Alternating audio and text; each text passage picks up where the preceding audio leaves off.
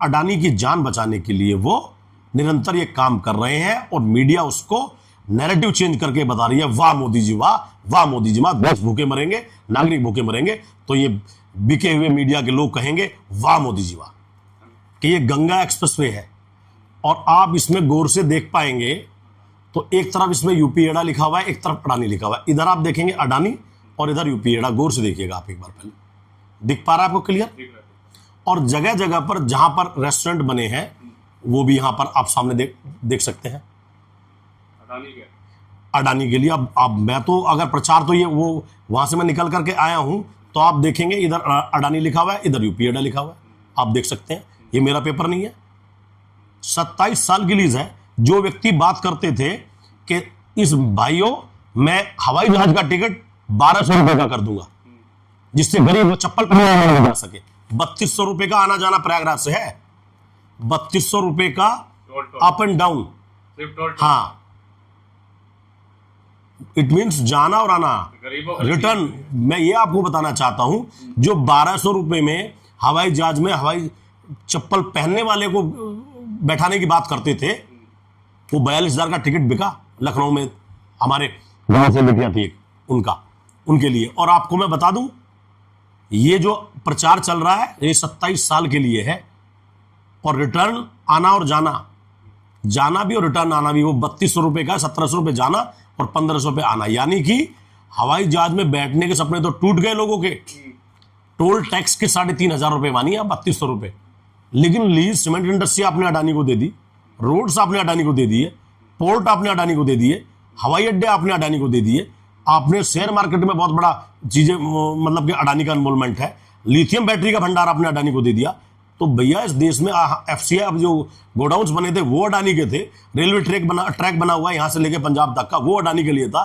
तो मैं ये कहना चाहता हूं कि इस देश में छोड़ोगे क्या भाई, ये मेरा कहना है। तो ये किसके लिए काम नहीं, ये सिर्फ अडानी और अंबानी के लिए काम करने का काम कर रहे हैं। अच्छा, लास्ट में मैं पूछता हूँ, जैसे कांग्रेस जनता पार्टी बनी है तो कुछ लोग, भाजपा के लोग ये कह रहे हैं कि ये लोग जो विदेश में रह के हमारे युवाओं को दंगे में झोंकना चाहते हैं, चाहे ध्रुव राठी हो, चाहे जिन्होंने पार्टी बनाई वो लोग, इस पे क्या कहेंगे? जो इन्होंने कहा कि विदेश में रह करके, विदेश में रहने वाले हर एक व्यक्ति जो है, जितने भी व्यक्ति रह रहे हैं वो आपको सब देश को बर्बाद करने का काम कर रहे हैं। वो देश के लिए जो इनकम हो रही है, जो बाहर से जो पैसा कमा रहे हैं, जो यहाँ पर लेकर के आते हैं, क्या वो इनकम का पार्ट नहीं है? युवाओं को भड़का रहे हैं ना कांग्रेस। देखिए, मैं वही बताना चाहता हूं, अगर जो भी कार्य जागरूकता करने का काम करेगा कोई युवा इस देश का, और वो भारतीय जनता पार्टी के एंटी होगा, तो आप समझिए वो देशद्रोह है। ये अगर कोई काम करते हैं, अभी आपने देखा अडानी का मैं नाम ले रहा था, राहुल गांधी जी ने बहुत पहले 3 महीने पहले कह दिया था कि कॉम्प्रोमाइज हो चुके हैं पीएम, कोई बात नहीं बोलेंगे। पेट्रोल डीजल के बारे में आपने देखा होगा, जो पानी के जहाज ईरान से 6 दिन में आ रहे हैं, हमें अमेरिका से क्या जरूरत है लेने के लिए? 55 से 60 दिन में वो जहाज आ रहा है, 12 गुना कॉस्ट जा रही है। आप समझ सकते हैं, 12 गुना कॉस्ट आपको ज्यादा पे करनी पड़ रही है, और महंगा तेल आप खरीद रहे हैं, ट्रांसपोर्टेशन कॉस्ट। अब मैं वही बता रहा हूं, जो कांग्रेस पार्टी के लिए आप बात कर रहे हैं कि जो ये कांग्रेस जनता पार्टी जो बनाई गई, उससे भारतीय जनता पार्टी डर गई। और डर इसलिए गई कि जितनी बड़ी संख्या में युवाओं ने अपना उसके ऊपर एक तरीके से इंटरेस्ट दिखाया, ये कोई क्रांति बड़े युवाओं की ना हो जाए, वो डर भारतीय जनता पार्टी के मन में बैठ गया। और हमेशा भारतीय जनता पार्टी जब जब डरती है तो ये कहती है कि या तो एंटी नेशनल है, एंटी हिंदू है, या फिर कांग्रेसी है, या देशद्रोही है। ये इनके पास में 4 बातें हैं, इसके अलावा कोई बात है नहीं।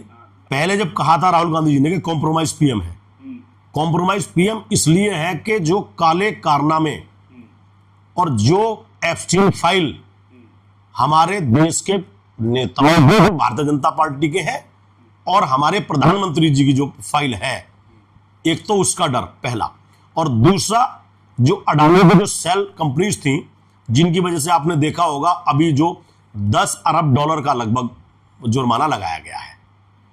10 अरब डॉलर जो ये वो वहां पर देने का काम कर रहे हैं, जुर्माना। आप बात समझिएगा, कल्प्रिट होने के बाद ये राहुल गांधी जी ने पहले कह दिया था कि ये जब तक अडानी को बचाएंगे नहीं तब तक इस देश के शांत नहीं रहेंगे। क्या हुआ? अडानी को बचाने के लिए 150 करोड़ लोगों का भविष्य जो है वो खतरे में डाल दिया। कैसे? वहां पर मेलोडी बांटना टॉफी जरूरी है, और इस देश के सभी लोगों के लिए सिलेंडर की व्यवस्था पूरी प्रॉपर नहीं है। पेट्रोल डीजल आप देखेंगे कभी खत्म होने वाला है। जैसा एक्साइज ड्यूटी के बारे में मैंने बात किया, ईरान हमारा पुराना साथी है। 1994 में अगर आप देखेंगे, 94 में 60 दिन के लिए उधारी देने का काम किसने किया? ईरान ने किया हमारे साथ में। और जम्मू कश्मीर मामले में जब कोई गल्फ कंट्री साथ नहीं था तो उस समय ईरान हमारे साथ था। अब आप बात कर रहे हैं, मैंने वो पहले जैसे कहा, ईरान से यहां तक पानी के जहाज से जो तेल आ रहे हैं उनके 6 से 7 दिन मैक्सिमम लगते हैं आने में। अमेरिका से जो आ रहे हैं, अमेरिका से आने के लिए हमें 55 से 60 दिन, और हमारी जो ट्रांसपोर्टेशन ज्यादा ट्रांसपोर्टेशन कॉस्ट पे आप चीजें खरीद रहे हैं। रूस का जहाज वापस कर दिया गया अपने नजदीक आने के बाद, अपनी बाउंड्री जो समुद्री सीमाएं अपनी है, क्योंकि प्रधानमंत्री डरे हुए हैं ट्रंप से और कॉम्प्रोमाइज हो चुके हैं, और अडानी की जान बचाने के लिए वो निरंतर ये काम कर रहे हैं, और मीडिया उसको नैरेटिव चेंज करके बता रही है, वाह मोदी जी वाह, वाह मोदी जी वाह, देश भूखे मरेंगे, नागरिक भूखे मरेंगे। तो ये बिके हुए मीडिया के लोग कहेंगे वाह मोदी जी वाह।